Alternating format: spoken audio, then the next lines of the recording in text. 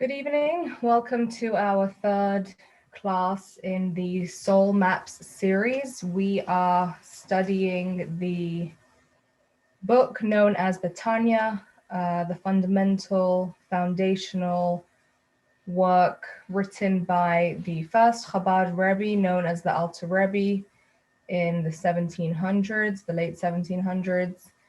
And we have been studying the concepts and trying to understand and find those things within us. So we are up to class number 3. It does build on some of the things we've spoken about in previous classes. However, if you haven't joined before, you still should be able to follow and learn from what we discussed tonight. So I'm going to begin by showing you a chart, a small table over here. Let me just see if I can share it. Hang on. Here we go. Okay. So as you can see, we have 2 boxes over here. And the terms at the top are the terms used in the Tanya itself, kochot and levushim. These are Hebrew words. Kochot means energies, and levushim, it means garments. Okay. We are in the middle of analyzing and coming to understand the difference between what we are made up of inside of ourselves, inside of our souls, and how we express ourselves, the way that we are seen in the outside world, and even how we express ourselves inside of us where nobody sees. So the kochot is the inside of us. It's the way that we feel. So when it says what you want, it doesn't only mean when you stop and think and you analyze what you truly want in life. It could also mean something that you just feel like you want to do right now. The kochot are the self, okay? When we're talking about who you are as a person inside, it's the kochot inside of you, and the composition of the soul, the way that the soul is made up. We discussed in previous classes how this refers to 10 different energies or faculties. We're not going to go into that again tonight, okay? So nobody sees that part of you that's inside of you. We don't have so much control of that inside of ourselves. Or better said, it's much harder for us to control and to change that part of ourselves. So we're going to talk about that in later classes. Now we're focusing more on the levushim, the garments or the clothing. These are our outsides, okay? So the things that we do, the things that we say, even the thoughts that we have, okay? Now we're not talking about thoughts that just pop up involuntarily, but we can choose whether we want to continue thinking about the thought that pops into our head or if we'd like to replace it with another thought. Okay, so once we've decided to continue thinking about that idea or that scenario, then we are engaging and using the lavush, the garment of thought. If it popped into your head and you pushed it away and replaced it with a new thought, that's not the thought that we're talking about over here. Self-expression, so the way that we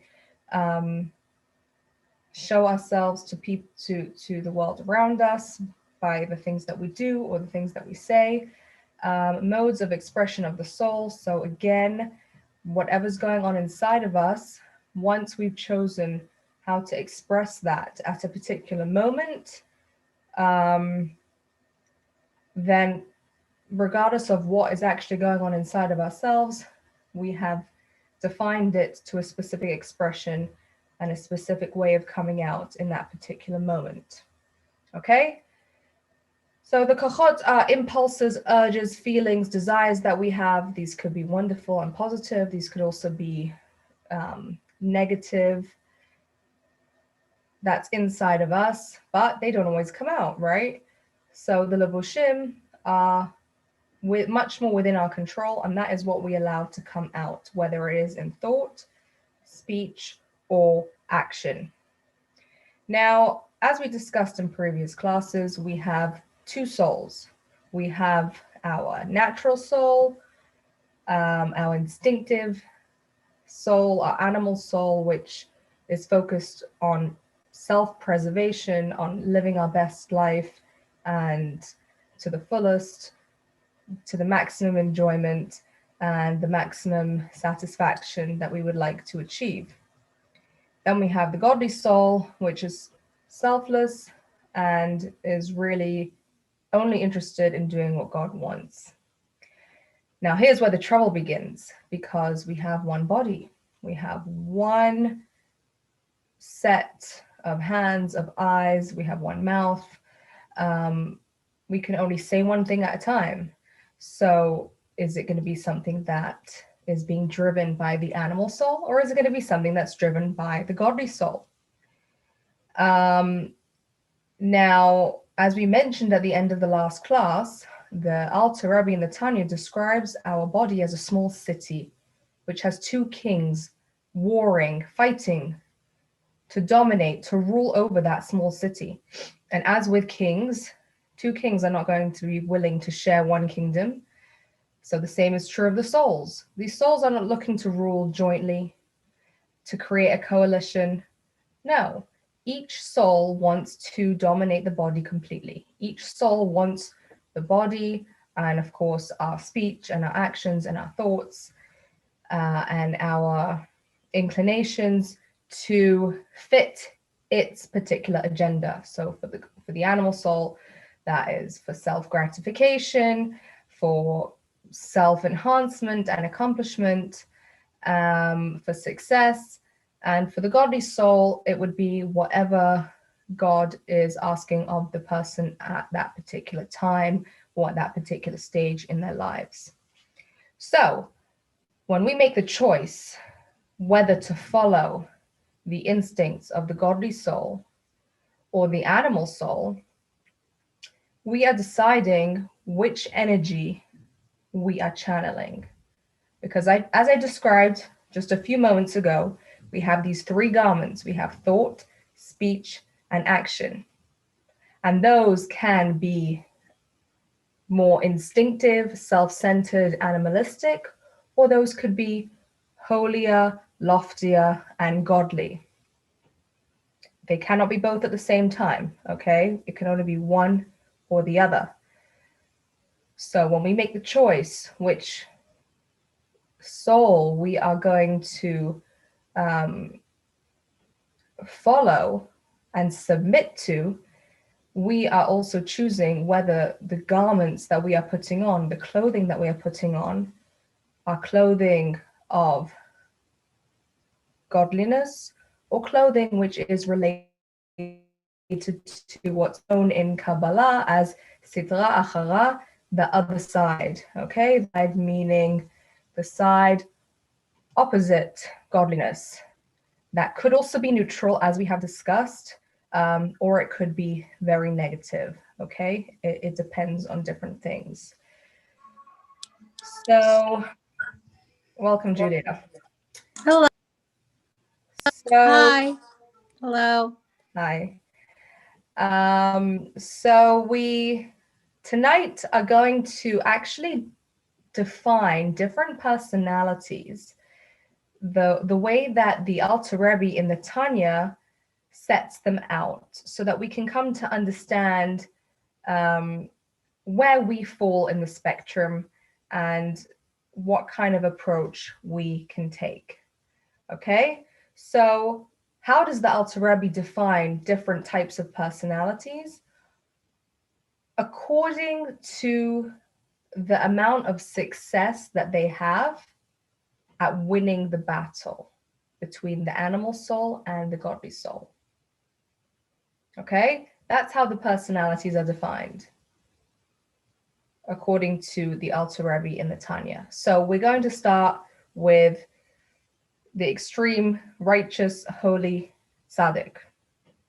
Now, of course, if we have come across the term tzaddik, which I'm sure you have, a righteous man or a righteous could be either.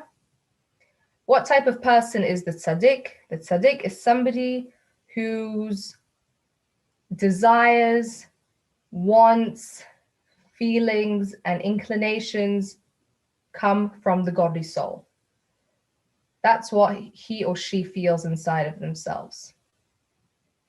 That's what brings them joy. That's what they aspire towards.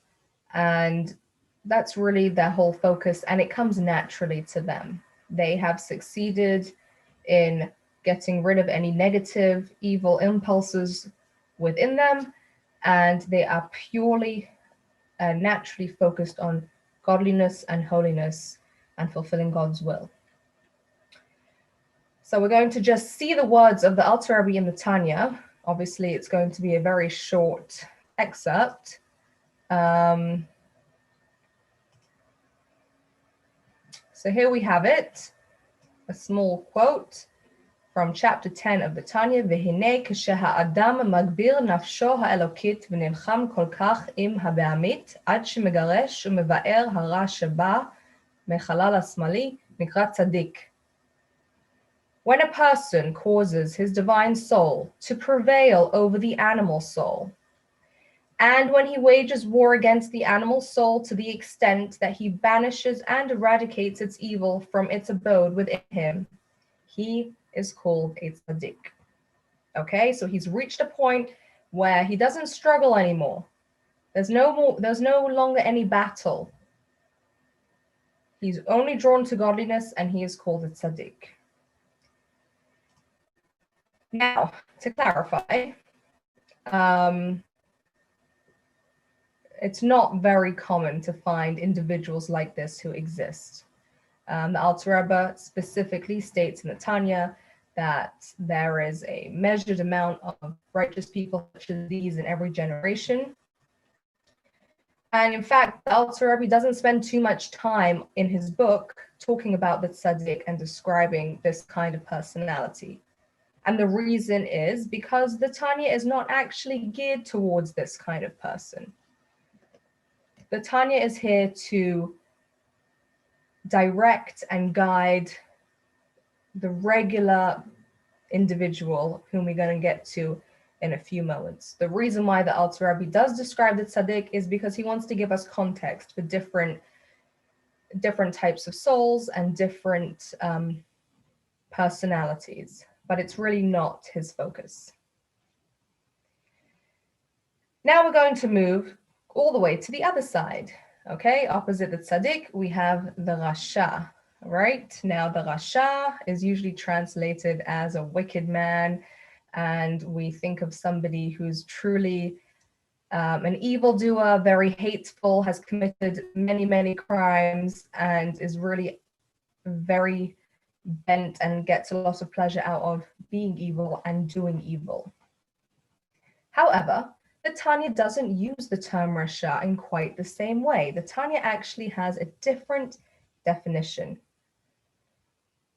When the Alter Rebbe describes and defines the rasha, the wicked one, he says a rasha is somebody who is not successful at restraining the outward expression of the nefesh habe'amit, of the animal or the instinctive and natural soul.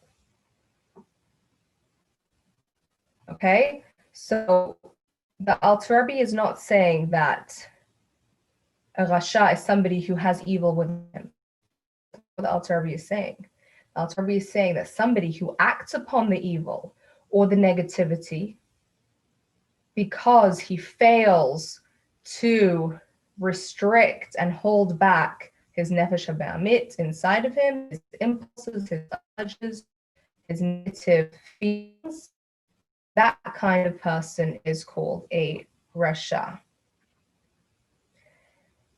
This, of course, means that there's a very wide range of a type of who could be a rasha, and it's quite extreme from one end to the other. So, on the one hand, we have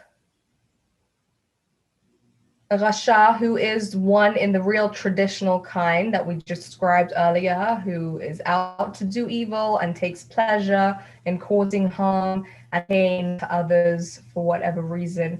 in being immoral or committing any sorts of crimes. That's on the complete far extreme. All the way on the other end, though, you can have a person who most of the time does good. This person is very well-meaning, tries to be the best that they can be, has good morals, good values. But of course, being a human being, we have conflicts inside of us, we have temptations, we have different drives, and sometimes we slip up and make a mistake. And it could be a small mistake. That kind of person would also fall under the category of Rasha. Okay, so a Rasha is not necessarily some this might have to absorb because that's really the conventional way that it's used. And the Alter, as we said, uses it differently. So, but as long as a person doesn't fully have control over their negative impulses within and slips up, that person falls into the category of Rasha. Okay. So perhaps they have control over their emotion, over their governments, over the way they express who they are, but it's not complete control. Let's see if we can read some of that in the words of the Tanya again. So we're moving on to chapter 11.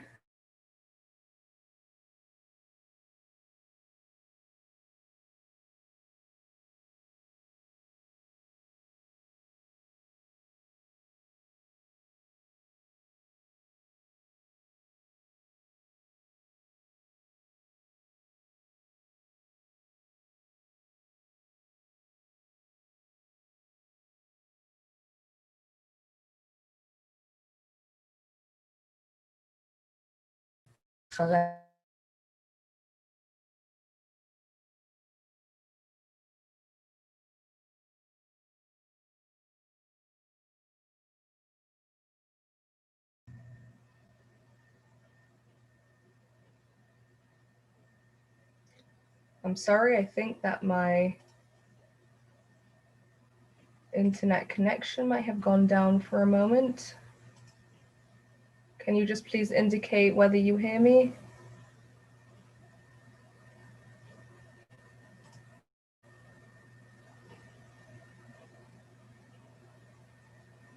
Okay, thank you. All right, I'm sorry about that. Let's continue.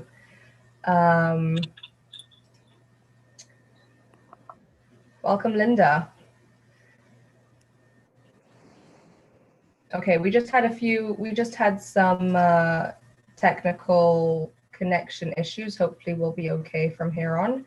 And we're going to continue. We're going to continue now with from where we're up to. So we were in the middle of talking about the personality or the individual who, while is basically a good person, doesn't have complete self-mastery and can slip and make a mistake and transgress even mildly, and is therefore still in the category of Rasha according to the Alter Rebbe. So let's share the screen again. Okay, so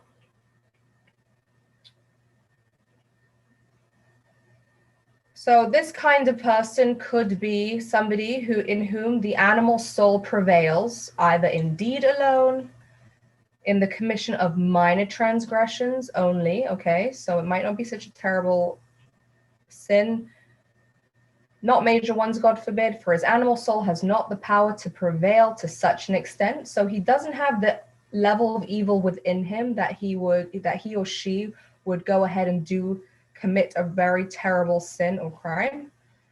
And this can happen in thought as well.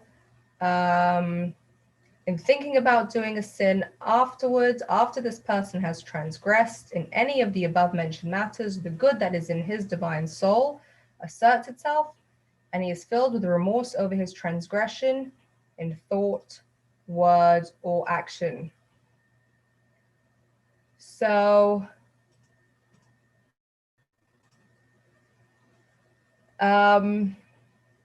again, we see how really this person does have goodness within him or her because they're filled with remorse, they're filled with regret, and the good side comes along and gathers energy and overpowers the negativity and brings a stop to whatever they're doing. But again, it's not complete self-mastery. So let's move on to the third personality who falls between these two, between the Tzaddik and the Rasha. Okay. We are dividing them into into three simple categories, but just like there's a spectrum in the Rasha, there is also a spectrum in the Tzaddik. And we're going to move now to the Beinoni, which is the focus of the Tanya, which is called Sefer Shel Beinonim, the book of the Beinoni, the intermediate, the average, regular individual. And this is what the Alter Rebbe is really focusing on. So what kind of person is the Beinoni? The Beinoni, inside of his or herself, there's a strong battle going on, or there can be a strong battle going on depending on the situation.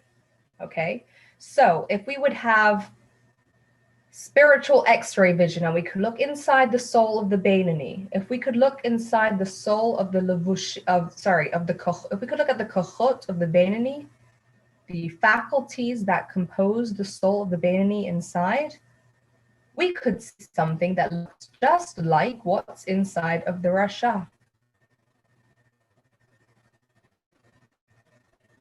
However, from the outside, when observing the Beinoni, the thought, if we could see the thought, speech, and action of the Beinoni, we will find that the Beinoni behaves just like the Tzaddik, just like the righteous person.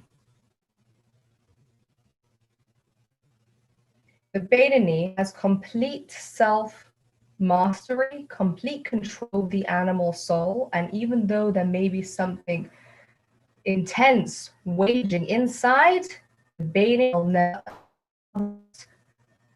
to be allowed outward expression. It will never enter the levushim, it will never enter the garments of thought, speech, and action. And it's actually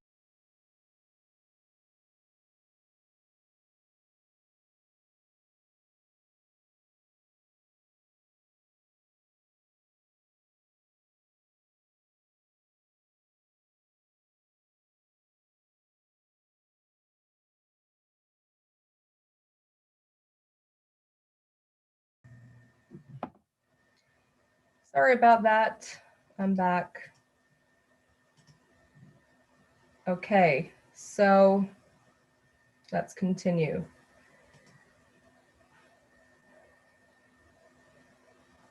When I was preparing this class, so my children were playing next to me, and I had a few little individual seltzer bottles nearby.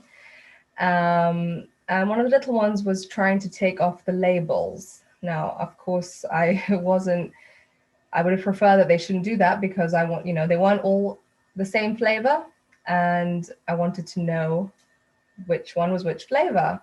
But because I was in the middle of thinking about these ideas, I thought that it was actually a good illustration for this particular concept. Because if you take two seltzer bottles, or two cans that are the same size, and you remove the label, outwardly, they both look exactly the same, right? If they're the same brand, the same size, they both look exactly the same. But if you open it and you taste it, you'll recognize that one is lemon flavored and one is berry flavored. The inside is not the same. So in the same way, you have the Beinoni, who from the outside can look exactly like the Tzaddik, like the righteous man. But once you look within, you will discover that their essence and their soul is actually quite different. So to look back in the text of the Tanya,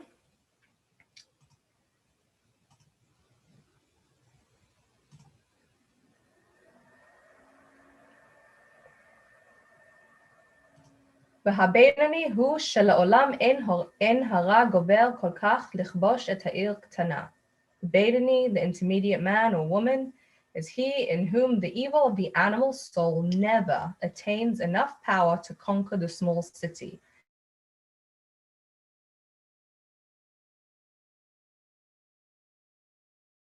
Which the divine and animal soul both wish to dominate and control, so as to clothe itself in the body and make it sin.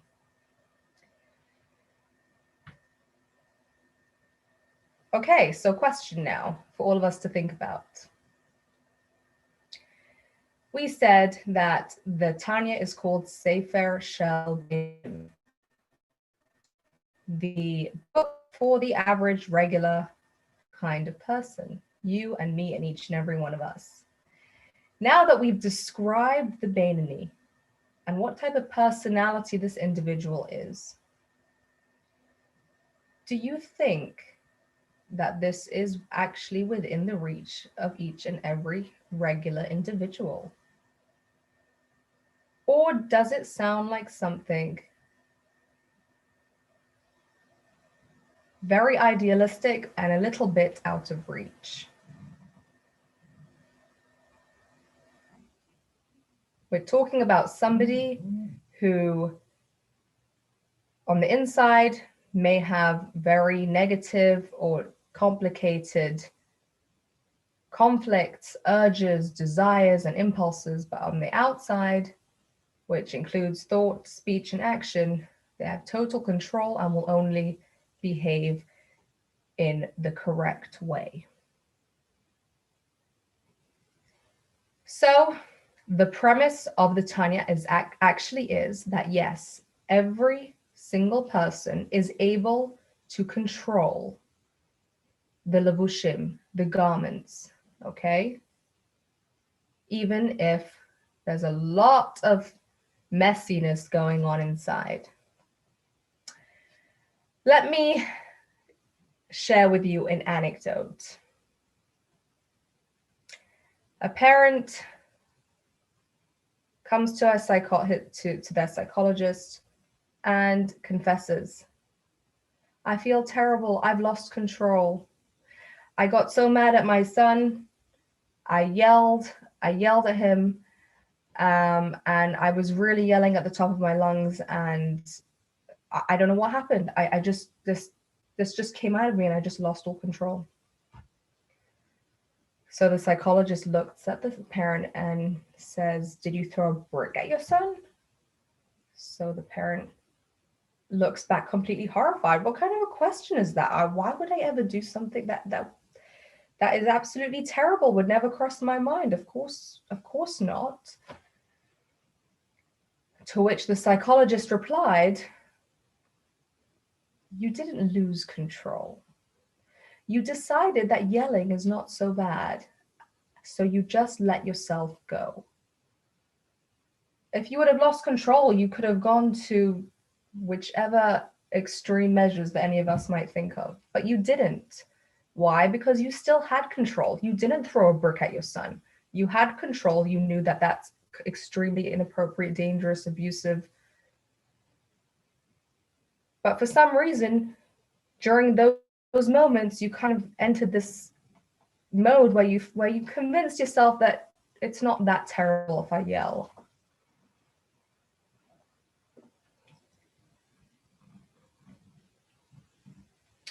So if the parent has the ability to control more extreme levels of anger or frustration towards a child, then yes, it might be more difficult because it doesn't sound so bad, but of course the parent has the ability to hold themselves back from yelling as well. Now, here's another question that I'd like you to think about.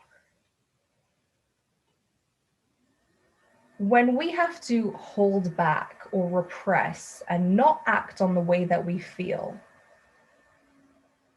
is that hypocritical? Is yes or no? If we want to be true to ourselves, then we should just be able to express whatever's inside of us without having to filter or repress or restrain.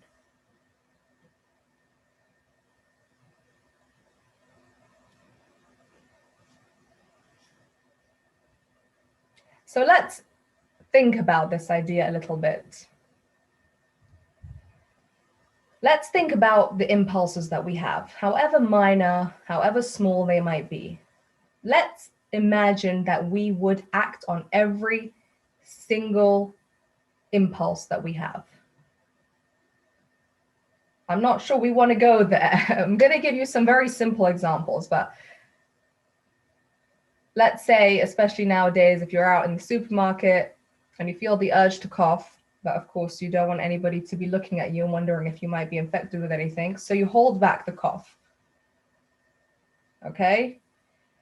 As in the example that I brought, so whether it's with a child or with a spouse or with a friend or a sister,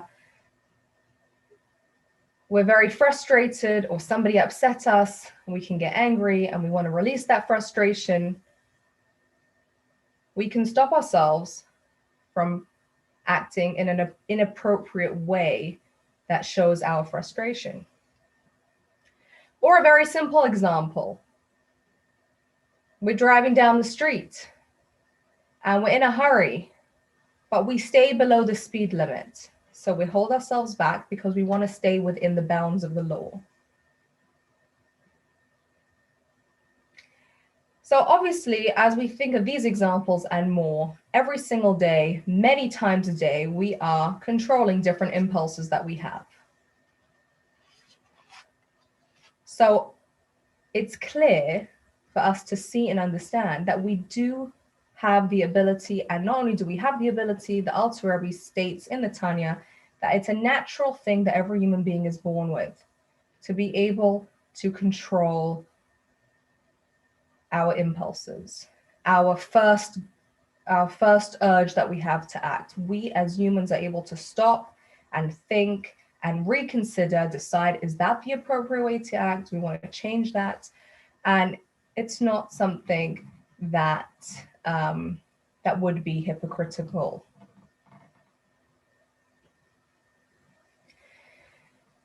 Now, of course, this is all focusing very much on the way we express ourselves, okay? As we defined earlier in the class, our outsides, our garments, the things that we can change easily about ourselves, our thought, speech, and action. We're going to talk about what we can do about the insides of ourselves, but we don't have time for that tonight. We have more classes ahead of us. God willing, we will get to explore that a bit more. I'd just like to share with you a Hasidic story to illustrate this idea of impulse control from a more positive, productive angle. So there was a particular Chassid, an individual who had worked very much in his character and was very serious about connecting to God and Hasidism and study and prayer, to the extent that the Lubavitcher Rebbe actually referred to him as the type of individual who personifies, who is an example of the Beinoni personality in the Tanya. This man came to visit his family, extended family, one time on an occasion in Montreal. And while he was there, one of his young nephews, curious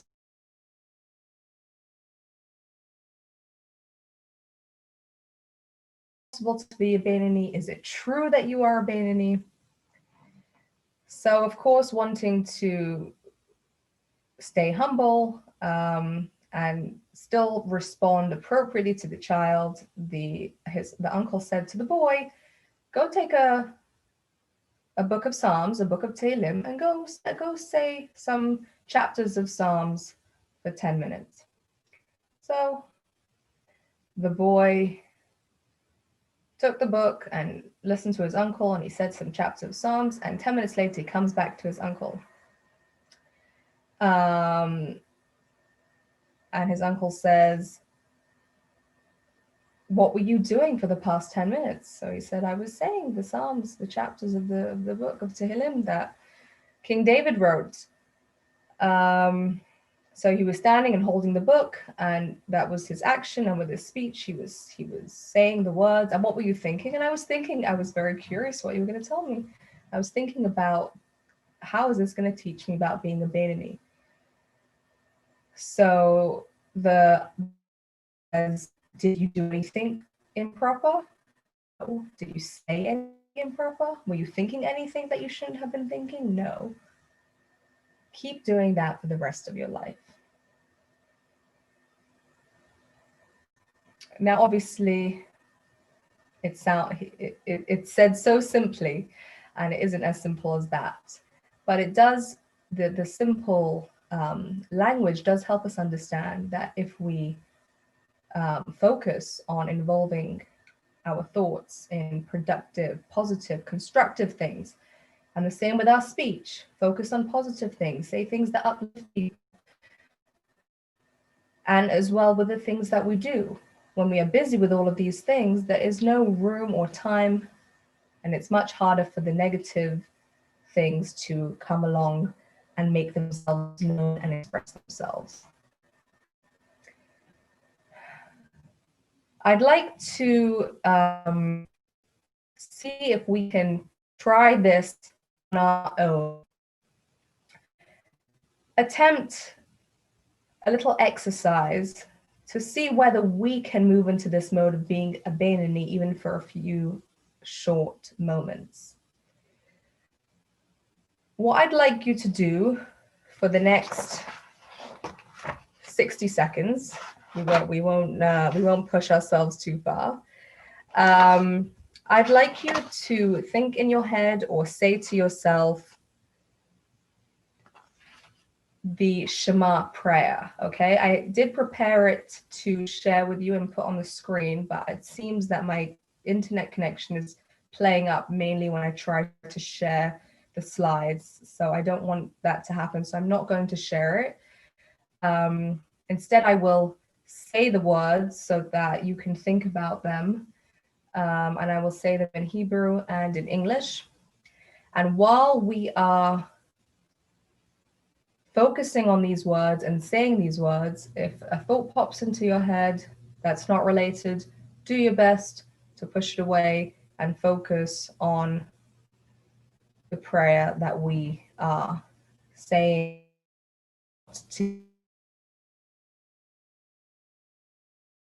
Here goes. We're going to begin.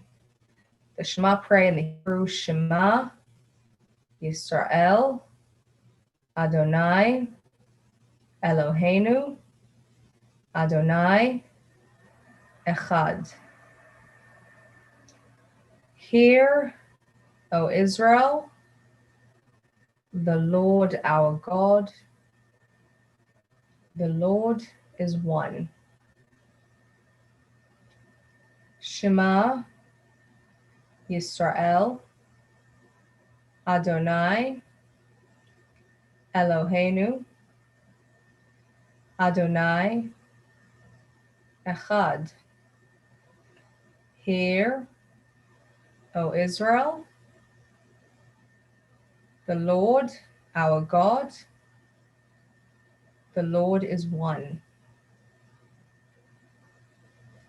Okay, so first of all, being that we didn't have the actual text in front of us, that may have made this exercise more difficult. Also, if we have something weighing on our minds, it may have been more difficult for us to push the thoughts away. But by and large, if we were able to focus for those 60 seconds on this concept of Shema Yisrael and the oneness of God, we're completely involved in something positive, something holy. And it doesn't really matter what happened before, what's going to happen after, what we're feeling inside of us, if we are feeling spiritually connected or we're not feeling spiritually connected. That doesn't matter right now, because in our thought, in our speech, in our actions, we were involved in a holy, positive thing. And that is exactly what is the Benini. Now, for those of you who were not present at the previous classes, I do want to point out, although we don't have the time to go back over it again fully, I do want to point out that being a Bainani, controlling our impulses, and using our levushim,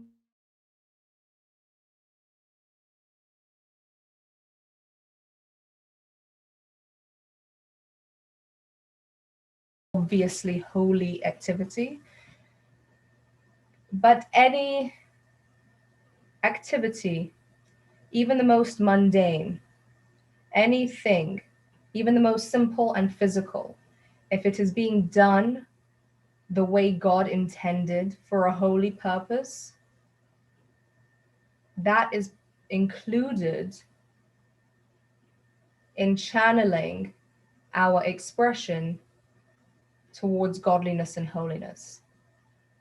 So if we say a blessing before we have a drink, or we make sure to have a good night's sleep so that we have energy the next day to have patience with our family and set a good example for our co-workers or our students, and to impart and teach in the best.